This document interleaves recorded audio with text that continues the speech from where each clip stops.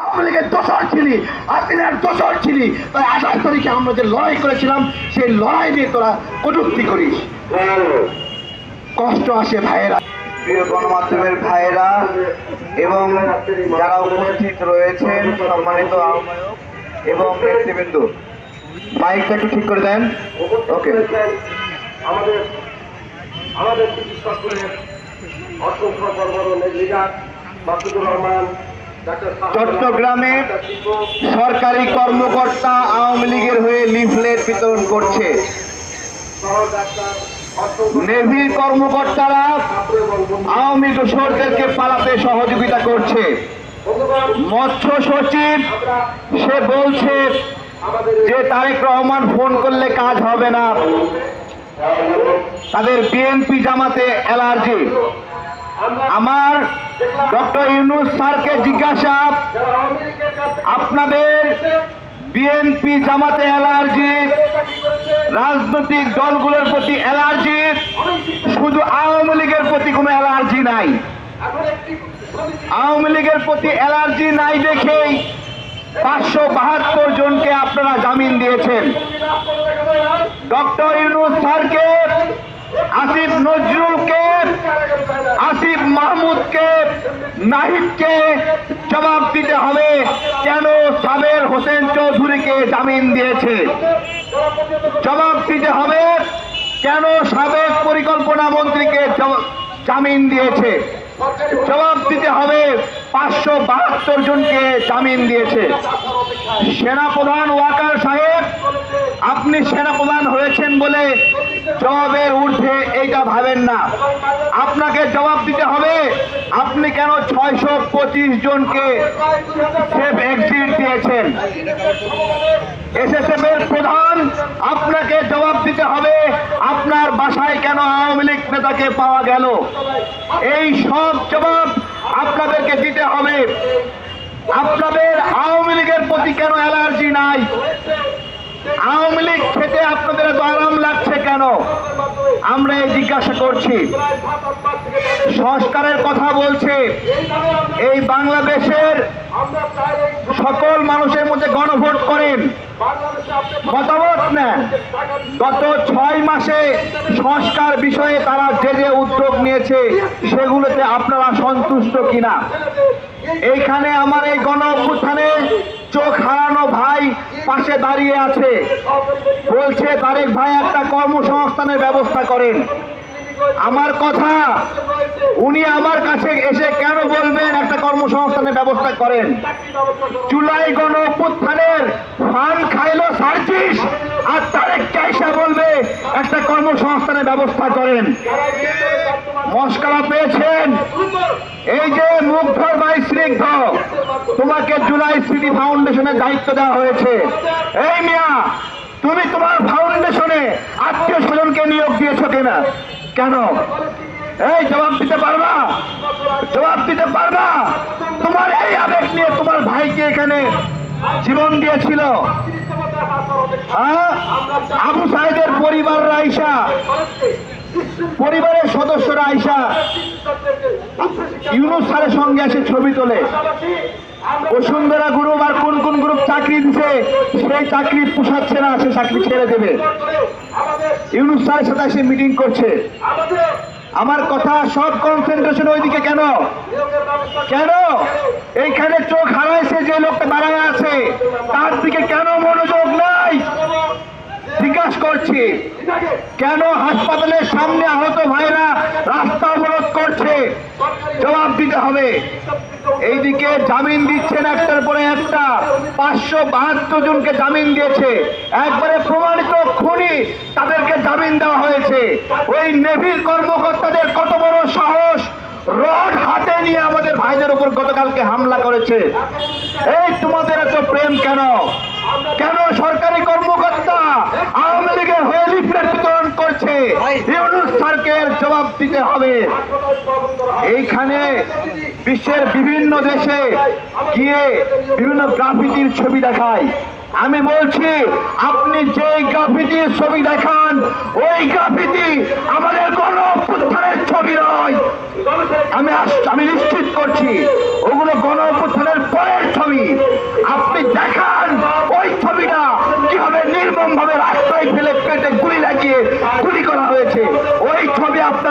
মধ্যে নাই, আমি গ্যারান্টি দিচ্ছি।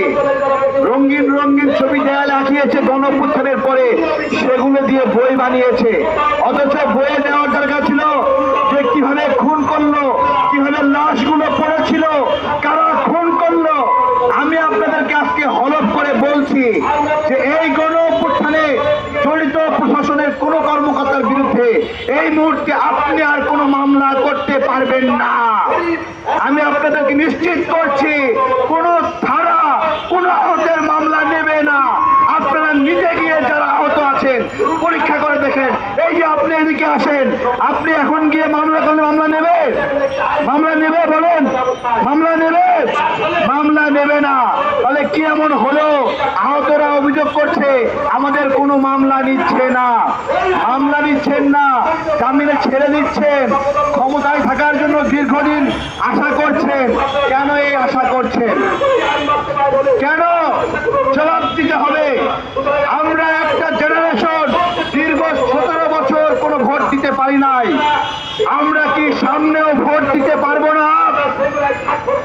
আমাদের ভোটকে কলঙ্কিত করা হচ্ছে, বলছে ভোট নাকি স্বৈরাচার বানায়।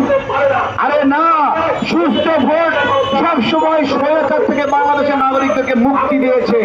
তাই তো শেখ হাসিনা এই ভোটের ব্যবস্থাপনা নষ্ট করতে চেয়েছিল, ভোটের ব্যবস্থাপনা নষ্ট করতে চেয়েছিল। আজকে আদিবাসী নিয়ে ভেজাল ঢুকিয়েছে সরকার, আদিবাসী নিয়ে ইন্ধন দিচ্ছে, আদিবাসী দিয়ে পাহাড়ের বিভিন্ন জাতিগোষ্ঠী বাংলাদেশের নাগরিকদের মধ্যে ভেজাল লাগিয়ে দিচ্ছে। এই যে ইউনূস স্যার রাখাল রাহাকে কেন এখনো রেখেছেন? আকাম প্রমাণিত না? আকাম প্রমাণিত না? রাখাল রাহা কি করেছে? শয়তান সাজ্জাদ রাখাল রাহা নাম ধারণ করেছে, হিন্দু হয়েছে মুসলমান থেকে, হয়ে পাঠ্যপুস্তকের মধ্যে আদিবাসী শব্দ ঢুকিয়ে পাহাড় জাতিগোষ্ঠী আর সাধারণ নাগরিকদের মধ্যে ভেজাল সৃষ্টি করেছে। বাংলাদেশের নাগরিকদেরকে বলবো, বলেন এই বাংলাদেশে আদিবাসীকে এই বিবাদ কোনোদিন শেষ হবে কিনা? বলতে পারবে কেউ? বলতে পারবে না। আমরা এই 572 জন জামিন দেওয়ার সঙ্গে যে সকল বিচারক জড়িত তাদের প্রত্যাহার চাচ্ছে, তাদেরকে বহিষ্কার করা হোক। আমরা সেই বিচারকদেরকে প্রত্যাহার করতে বলছি। দণ্ডবিধি 77-এ বলা আছে কোন বিচারক যদি ভুল করে রায় দেয় ওই রায়কে বলা হবে সরল বিশ্বাসে সে এই রায় দিয়েছে। ওই গাজীপুরের মহিলা বিচারক, সে পুলিশ কনস্টেবল হত্যার সঙ্গে জড়িত, তাকে জামিন দিয়েছে। ও কি সরল বিশ্বাসে জামিন দিয়েছে নাকি টাকা খেয়ে জামিন দিয়েছে? কত বড় একটা কলঙ্কিত একটা অধ্যায় দণ্ডবিধি 77, সেখানে বলা হয়েছে কোন বিচারক যদি ভুল বিচার করে সেটা নাকি সরল বিশ্বাসে করেছে, অপরাধের প্রবণতা থেকে এটা করে নাই। এই ধরনের ভুল রায় দিয়ে ভুল বিচার করে তারা অপরাধ থেকে পার পেয়ে যাবে, আমরা এটা কোনোভাবেই সহ্য করব না। আমজনতার দল এইখানে তৌহিদুল ইসলামের যে খুন হয়েছে, আমি ধিক্কার জানাই। আমাদের প্রধান উপদেষ্টা তার পোস্টে সেনাবাহিনীর নাম লেখেনি, অথচ সেনাবাহিনীর সদস্যরা তাকে তুলে নিয়ে গেছে। বামমানি কি? এই বামমানি কি? বামমানি বেদব। বামরা বাংলাদেশের সার্বভৌমত্বের সঙ্গে বেদবি করে, বামরা ইসলামের সঙ্গে বেদবি করে, বামরা বাংলাদেশি জাতীয়তাবাদের সঙ্গে বেদবি করে। এই বৈষম্য বিরোধী এই নাগরিক কমিটিতে এই বামরা ঢুইকা আজকে আমাদের গণ অভ্যুত্থানের যে স্পিড, সেই স্পিড ভুলণ্ডিত করে বেদবি করে যে বেগম জিয়াকে তারা মুক্ত করেছে। তোমরা তো হাসিনার সঙ্গে আপোষ করে প্রোগ্রাম বন্ধ করেছিলা। বেগম জিয়ার সৈনিকরা, তারেক রহমানের সৈনিকরা, জামাতের সৈনিকরা, শিবিরের সৈনিকরা, গণ অধিকারের সৈনিকরা, ইসলামের আন্দোলনের খেলাফতের সৈনিকরা, তারা সবাই মিলে বিদ্রোহ করেছে যে তোমাদের শেখ হাসিনার সঙ্গে আপোষ আমরা মানি না, প্রোগ্রাম চলবে। এইটাই ছিল জুলাই স্পিরিট। আজকে আমাদেরকে জুলাই স্পিরিট দেখাচ্ছে। আজকে ক্ষমতার অংশীদার এই বৈষম্য বিরোধী এবং নাগরিক কমিটিরা তোমাদের কাছে জবাব চাই। তোমাদের হাতে নিয়ন্ত্রণ। এই আসিফ তোমার হাতে নিয়ন্ত্রণ, এই নাহিদ তোমার হাতে নিয়ন্ত্রণ। তোমার আমি এক কম্বল বিতরণের দায়িত্ব দেই নাই, তোমার দায়িত্ব দিয়েছিলাম এই খুনিদের বিচার করার জন্য। এই তুমি কম্বল কেন বিতরণ করো? নেতা হবা, এই নেতা হবা, নেতা হওয়ার স্বাদ যাচ্ছে তাই না? এখন আবার শুনছি পদত্যাগ করবে। পদত্যাগ করবা কেন? এই 6 মাস 7 মাসে আখের গোছানো শেষ হয়ে গেছে, সামনে 10 বছর রাজনীতি করার টাকা পয়সা ইনকাম হয়ে গেছে, এখন নির্বাচন করে আবার এমপি হবা তাই না? তাহলে দায়িত্ব গ্রহণ করলা কেন? আমরা গতকাল জিজ্ঞাসা করেছিলাম, এই প্রশ্নগুলো আমরা ছাড় দেব না। 572 জনকে তারা জামিন দিয়েছে, আমরা তার তালিকা বের করবো, তালিকা করে করে ওই আমরা ছবি টাঙ্গাবো, অমুক বিচারপতি অমুক আওয়ামী লীগ দোসরকে জামিন দিয়েছে। এই জামিনের ছবিগুলো এই প্রেস ক্লাবে আমরা বড় বড় করে প্রচার করব। কোন কোন বিচারক জড়িত, তাদেরকে আসিফ নজরুল সুপারিশ করেছে না নাহিদ সুপারিশ করেছে, আমরা সেগুলো সব ফাঁস করে দেব। নাহিদ মাইনকা চিপায় পড়লেই তার পাশা খুললে কালো পাশা দেখায়, কালো পাশা দেখায় আবেগ ছড়ায়, আবেগ ছড়ায়, আবেগ ছড়ায়। আমার কথা, কালো পাশা শুধু তোমার হয়নি, কালো পাশা জামাতের হয়েছে, শিবিরের হয়েছে, তাহের ভাইয়ের হয়েছে, কালো পাশা খসরু ভাইয়ের হয়েছে, সালাউদ্দিন টুকু ভাইয়ের হয়েছে, জীবন বিশ্বাসের হয়েছে, শফিকুল ইসলাম হুজুরের হয়েছে। এইভাবে আমরা সবাই নিপীড়িত হয়েছি, সবাই নিপীড়িত হয়েছি। সেই জায়গাগুলো আমাদের নষ্ট করে করে আজকে জুলাইয়ের স্পিডের কর্তৃত্ব নিয়ে আমাদেরকে অসম্মান করে, বেদবি করে। 16 বছর ধরে আমরা লড়াই করছি, আমাদেরকে বলে 16 বছর ধরে না খেয়ে আছি। আমরা না খেয়ে আছি, কিন্তু তোরা কারা? তোরা কি 16 বছর খেয়েছিলি? তোরা 16 বছর খেয়েছিস, এখন কেন খাচ্ছিস তাহলে? আজ আমরা ঢাকার রাজপথে যেই সময় দাঁড়িয়েছি, ঠিক সেই সময় দেখতে পাচ্ছি বাংলাদেশের অন্তর্বর্তীকালীন সরকার 24 বিপ্লবের রক্তের উপর দাঁড়িয়ে রক্তের সাথে বেইমানি করার পরিকল্পনা করছে। প্রিয় বন্ধুগণ, আমরা আজকে অন্তর্বর্তীকালীন সরকারকে এই সমাবেশ থেকে স্পষ্ট বার্তা দিতে চাই, আপনারা এই 24 বিপ্লবের রক্তের সাথে বেইমানি করলে পথ হারাবে বাংলাদেশ। অবিলম্বে 24 যারা রক্ত দিয়েছে, ওই ফ্যাসিস্ট খুনি হাসিনা পতন ঘটিয়েছে। সিরিয়া আমাদের বাংলাদেশের পরেও, পতন হওয়ার পরেও আসাদের দলকে নিষিদ্ধ ঘোষণা করেছে, স্বৈরাচারদেরকে 35 জনকে ফাঁসি দিয়েছে।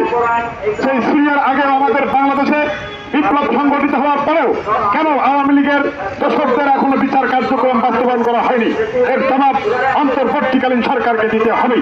কারণ বিচার যত দেরি হবে ততই 24 বিপ্লবীদের সাথে বেইমানি করা হবে, আওয়ামী লীগকে পুনর্বাসন করার একটি নকশা করা হবে। কাজী আজকের সমাবেশ থেকে একেবারে সংক্ষিপ্ত বক্তব্যের মাধ্যমে সরকারের কাছে স্পষ্ট বার্তা দিতে চাই, অবিলম্বে অন্তর্বর্তীকালীন সরকারকে দায়িত্ব নিয়ে ফ্যাসিস্ট হাসিনা স্বৈরাচারী দোষকদের বিচারের মুখোমুখি করে বাস্তবায়ন জাতির সামনে প্রকাশ করতে হবে। দ্বিতীয়ত হচ্ছে, জুলাই আগস্টে যারা আহত এবং নিহত হয়েছে এদের স্বীকৃতি দিতে হবে এবং এদের এখনো সুচিকিৎসার ব্যবস্থা করা হচ্ছে না। আমরা দেখলাম গতকাল রাতে সেই চক্ষু বিজ্ঞান হাসপাতালের সামনে আহতরা রাস্তায় নেমে এসে রাত 10টায় রাস্তা অবরোধ করেছে। তাদের কেন সুচিকিৎসার ব্যবস্থা করা হচ্ছে না? এটি কোন পরিকল্পনা জাতি জানতে চায়। আমি অন্তর্বর্তীকালীন সরকারের প্রধান উপদেষ্টা ডাক্তার তার বিপরীতে যারা 24 গণঅভ্যুত্থানের মহানায়কের দায়িত্ব পালন করেছে তাদেরকে পিটিয়ে হত্যা করা হচ্ছে। আমরা দেখতে পেলাম দুনিয়া কলেজের গেটের মধ্যে বিএনপির এক কর্মীকে ছাত্রলীগ কুপিয়ে হত্যা করলো। আমাদের সরকারের কোনো আওয়াজ নাই, তারা নিস্তব্ধ বধির অন্ধ তাদের মতো আচরণ করা শুরু করলো। এ কেমন আচরণ, এ কেমন ব্যবস্থাপনা আমরা জানতে চাই। এদেশটা তো রক্তের বিনিময়ে দ্বিতীয়বারের মতো স্বাধীন হয়েছে। 5 আগস্ট এমনি এমনি হয় নাই, 1 সাগর রক্তের বিনিময়ে স্বাধীন হয়েছে দ্বিতীয়বার। কিন্তু হঠাৎ করে আপনাদের খোলস পরিবর্তন, আওয়ামী লীগকে পুনর্বাসনের পরিকল্পনা আমাদেরকে হতাশ করে। আমাদের ফোনগুলোতে হুমকি দিতে থাকে প্রতিনিয়ত বিদেশি নাম্বার থেকে। গত রাতে 3টার দিকে আওয়ামী লীগের এক নেতা তার নাম সহ প্রকাশ করে উনি বলেছেন উনি নাকি ঢাকা মহানগর উত্তরের যুগ্ম সভাপতি সহসভাপতি আওয়ামী লীগের, সে আমাকে গত রাত্রে ফোন দিয়ে হুমকি দিয়েছে ভারতে বসে আমাকে নাকি জবাই করে পল্টন মোড়ে লটকিয়ে রাখবে। এই দুঃসাহস কিভাবে দেখায়? আওয়ামী লীগ কিভাবে লিফলেট বিতরণ করে? আওয়ামী লীগ কিভাবে আবার স্বপ্ন দেখে বাংলাদেশের? আপনারা তাদের কি পুনর্বাসনের দায়িত্ব নিয়েছেন কিনা? একজন সরকারি কর্মকর্তা গতকালকে এই জাতীয় প্রেস ক্লাবের সামনে সকাল 8টায় সে লিফলেট বিতরণ করেছে। তাই বলছি, প্রশাসনের মধ্যে 10,46,926 জন আওয়ামী লীগের খুনিরা পালিয়ে আছে। এতদিন দোষর বলেছি, আজ থেকে তারা খুনি। এই খুনিদেরকে ধরতে হবে, বের করতে হবে। যদি আপনারা না পারেন, আমাদেরকে দায়িত্ব দেন। আমরা সচিবালয় থেকে শুরু করে প্রত্যেকটা সেক্টর থেকে গলায় রশি বেঁধে টেনে টেনে বের করে বাঁশের লাঠি দিয়ে এমন জায়গায় পিটাবো, কাপড় খুলে কাউকে দেখাতে পারবে না, কারো কাছে বলতেও পারবে না। বিচার যদি না করতে পারেন, বিচারের দায়িত্ব আমাদের কাছে তুলে দেন। আমরা বিচার করে জনগণের আশা আকাঙ্ক্ষার প্রতিফলন ঘটাতে বাধ্য হব। যদি মনে করেন আপনারা বিচার করবেন, তাহলে সময় খুব অল্প, 6 মাস সময় পেয়েছেন, বিচার করতে পারেন নাই। আমাদের পঙ্গুত্ব বরণকারী ভাইয়েরা গত রাত্রে দেখতে পেলাম মধ্যরাতে হসপিটাল থেকে বের হয়ে তারা আন্দোলন করছে, তাদের সুচিকিৎসা হচ্ছে না। আপনারা কি সংস্কার করবেন? কি সংস্কার করতে চান? যারা পঙ্গুত্ব বরণ করেছে তাদের চিকিৎসাই করতে পারেন না, আপনারা এখনো কেন ক্ষমতায় বসে আছেন? আপনাদের উচিত এই মুহূর্তে নির্বাচনের রোডম্যাপ ঘোষণা করে রাজনৈতিক দলগুলোকে নির্বাচনমুখী করে সুষ্ঠু নির্বাচনের ব্যবস্থা করে একটি নির্বাচিত সরকারের কাছে ক্ষমতা হস্তান্তর করে দেশের জনগণের কাছে ক্ষমা চাওয়া। এছাড়া আপনাদের কোনো রাস্তা নেই। ফারুকিদের মতো উপদেষ্টাদেরকে বসিয়ে, আসিফ নজরুলদের মতো উপদেষ্টাদেরকে বসিয়ে এবং স্বাস্থ্য উপদেষ্টাদের মতো উপদেষ্টাদেরকে বসিয়ে আপনারা দেশ সংস্কার করতে পারবেন না। যে স্বাস্থ্য উপদেষ্টা বলে আমার ডানে আওয়ামী লীগ, বামে আওয়ামী লীগ, সবাইকে নিয়েই চলতে হবে, তাদেরকে নিয়ে দেশ সংস্কার হতে পারে না। আগামীর বাংলাদেশে আমরা ক্ষমতার মসনদে আসবো, আমরা নির্বাচিত হব, জনগণ আমাদেরকে ভোট দেবে, আমরা দেশকে সংস্কার করব। রাজনৈতিক দলের নেতাকর্মীরা কি সংস্কার করতে হয়, দেশ কিভাবে চালাতে হয়, সেগুলো ভালোভাবেই আমরা জানি। তাই প্রিয় বন্ধুগণ, আমার ভাই তৌহিদুলকে যে খুন করেছে তাকে বিচারের সম্মুখীন করতে হবে। যদি করতে ব্যর্থ হন, আমরা কঠোর আন্দোলনে যেতে বাধ্য হব। আর কোন ভাইকে খুনের শিকার আমরা দেখতে চাই না, আর কোন আয়নাগর আমরা দেখতে চাই না।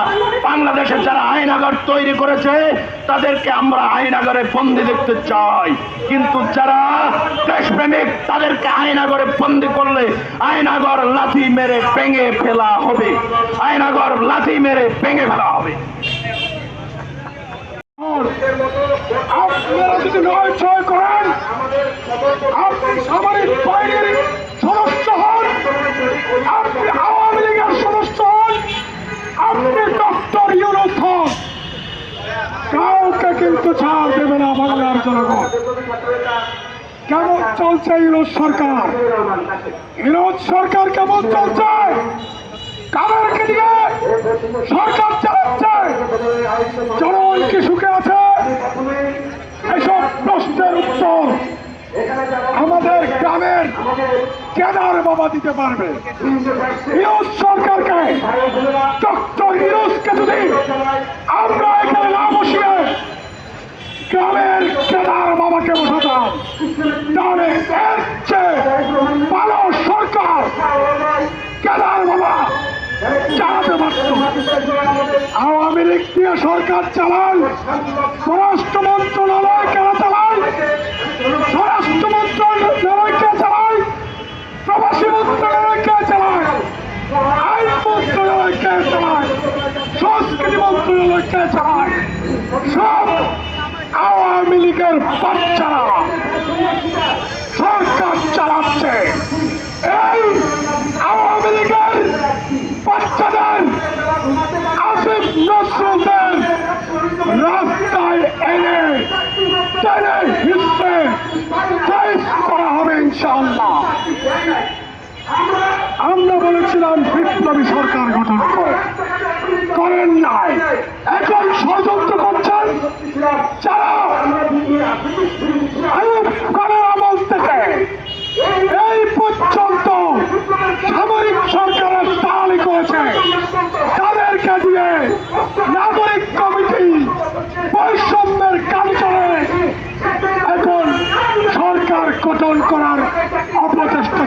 করেছেন। কোন নয় চাই আমরা মানব না।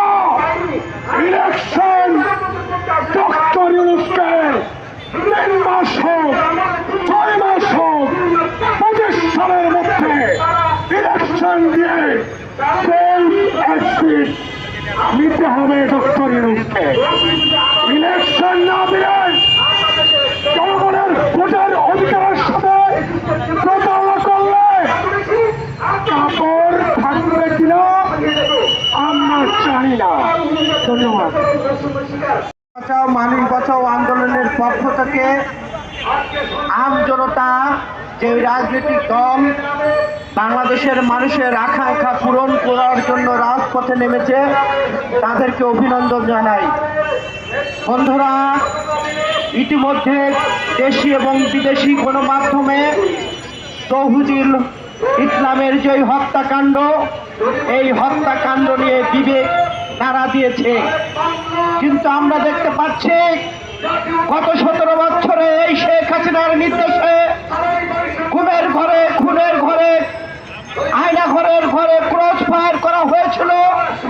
সেই শেখ হাসিনার ভিতরে কোনো অনুশোচনা ছিল না, কিন্তু আজকে আমরা নতুন করে দেখতে পাচ্ছি এই শেখ হাসিনার দোসররা রাষ্ট্র পরিচালনা করছে। মানুষের রক্তের উপর দাঁড়িয়ে যারা রাষ্ট্র পরিচালনা করে তাদের নেতৃত্বে যদি গত 17 বছরের ঘটনা আবার ঘটতে থাকে তাহলে মানুষ হতাশ হবে, এটাই স্বাভাবিক। গ্রামে একটি প্রবাদ আছে, জুতা মেরে গোরদান। আজকে আইপিআর তারা ক্ষমা চেয়েছে। আমরা তাদের কাছে প্রশ্ন রাখতে চাই, কিসের ক্ষমা? গত 17 বছরে আমরা জীবন দিয়েছি, রক্ত দিয়েছি, খুন হয়েছি, কারাগারে থেকেছি। আজকে নতুন করে যেই বাংলাদেশের স্বপ্ন দেখছি, সেই বাংলাদেশে প্রতিবাদী মানুষকে আবার ক্রস ফায়ার দিয়ে ভয় দেখিয়ে নতুন করে রাষ্ট্রে ষড়যন্ত্র করবেন, সেটা দেশের মানুষ মেনে নেবে না। আমরা দেখছি জাতীয় নির্বাচন নিয়ে এই অন্তর্বর্তী সরকার কাল ক্ষেপণ করার চেষ্টা করছে, মানুষকে ভয় ভীতি দেখাচ্ছে, যার কারণে তৌহিদুল ইসলামকে তারা খুন করেছে। এটা কোনো বিচ্ছিন্ন ঘটনা নয়, এটা মানুষকে ভয় দেখানোর ঘটনা। শেখ হাসিনার মতো তারা চোখ রাঙিয়ে শাসন শোষণ করতে চায়। আমরা তাদেরকে বলতে চাই, গত 17 বছরে এদেশের মানুষ চুরি পড়েছিল না। 17 বছরের অন্যায় যে অবিচার হয়েছিল তার প্রতিবাদ রাজপথে আমরা মোকাবেলা করেছিলাম। এখনো আমরা কথা দিতে চাই, আম জনতা পার্টি সহ বাংলাদেশের যত রাজনৈতিক সামাজিক এবং ব্যক্তি আন্দোলন যারা করেন তাদের সঙ্গে আমরা আন্দোলন করে এই সরকারকে হটিয়ে একটি গণতান্ত্রিক সরকার যদি প্রতিষ্ঠিত করতে পারি তাহলে বাংলাদেশের মানুষ নিরাপদ থাকবে। এই ডক্টর ইউনূস বাংলাদেশের মানুষকে নিরাপত্তা দিতে পারছে না, কারণ তার ডাইনে এবং বামে ভারতের এবং আওয়ামী লীগের প্রেতাত্মারা ঘুরঘুর করছে। তারা রাতের অন্ধকারে আমাদের নেতা কর্মীদের হুমকি দিচ্ছে, হত্যা করছে। আমরা এখান থেকে পরিত্রাণ পাই, এখান থেকে পরিত্রাণের একটাই উপায়, সেটি হলো অতি তাড়াতাড়ি জাতীয় নির্বাচন দিয়ে আপনারা সসম্মানে ফিরে যান।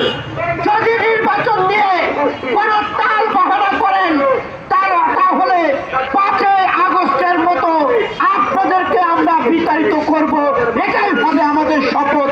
সকলকে ধন্যবাদ জানিয়ে আমি আমার কথা শেষ করছি। সমর্থকরা এভাবে কাস্টোডিয়াল ডেথের শিকার হবে, এই বাংলাদেশ, এই অভ্যুত্থান আমাদের কাম্য না। অসংখ্য ছাত্র জনতা কর্মী সমর্থকে এই আত্মত্যাগের বিনিময়ে রক্ত দেওয়ার মাধ্যমে এই 5 আগস্ট এসেছে। ইতিমধ্যে আমরা অসংখ্যবার শুনেছি যে ভারতের সাথে যতগুলো চুক্তি হয়েছে সেই চুক্তিগুলো জনসম্মুখে প্রকাশ করা হবে, কিন্তু অত্যন্ত দুঃখের বিষয় আমরা এখন এখন পর্যন্ত এই তত্ত্বাবধায়ক সরকারের কাছ থেকে কোনো স্বচ্ছতা দেখি নাই, আমরা কোনো স্বচ্ছতা দেখি নাই। আমাদের বিশ্বাস, শ্রদ্ধা এবং সম্মানের জায়গা হচ্ছে ডক্টর মোহাম্মদ ইউনূস। আমরা আমাদের এই সম্মানকে কখনো নষ্ট করতে দিব না, কিন্তু তার মানে এটা আমাদের দুর্বলতা নয়।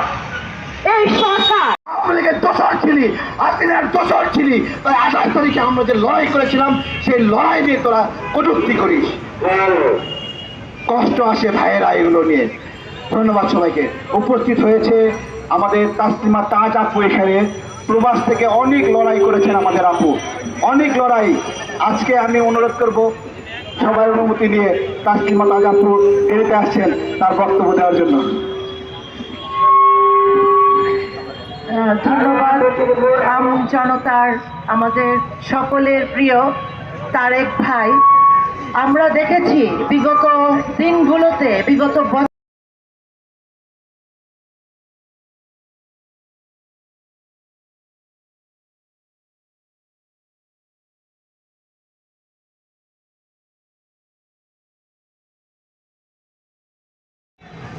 একটা লেজ, একটা প্রাণীর লেজ আছে যেটা ধরে রাখলে সোজা থাকে, ছেড়ে দিলে সোজা থাকে না।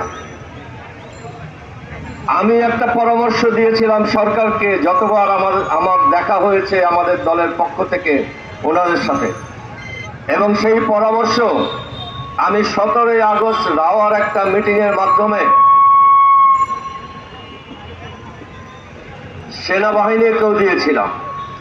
সেটা হলো, আমরা জানি আজকে সত্য কথা বলার দিন, যে আমাদের মধ্যে বিভিন্ন সার্ভিসের অনেক লোক, পুলিশের অনেক লোক এবং সেক্রেটারিয়েটের অনেক আমলা খুব খুশি মনে নিজ ইচ্ছায় খুনি শেখ হাসিনার সঙ্গ দিয়েছিলেন।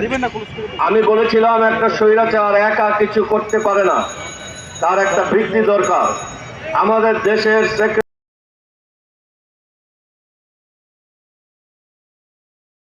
হান্নান মাসুদ, তোমরা গিয়ে চুপ্পুর বাসভবনের সামনে আমরা যে বিদ্রোহ করেছিলাম, বিক্ষোভ করেছিলাম, ঘেরাও করেছিলাম, তোমরা গিয়ে ওই প্রোগ্রাম নষ্ট করেছিল। এই ছেলে, এই গাজব ছেলে, কত টাকা খেয়ে চুপ্পুর কাছ থেকে তোমরা ওই প্রোগ্রাম নষ্ট করেছিলে, তোমাদেরকে জবাব দিতে হবে। এই কত টাকা খেয়েছো তোমরা? বেদবি করো, বলো যে বেগম জিয়াকে বের করেছো তোমরা।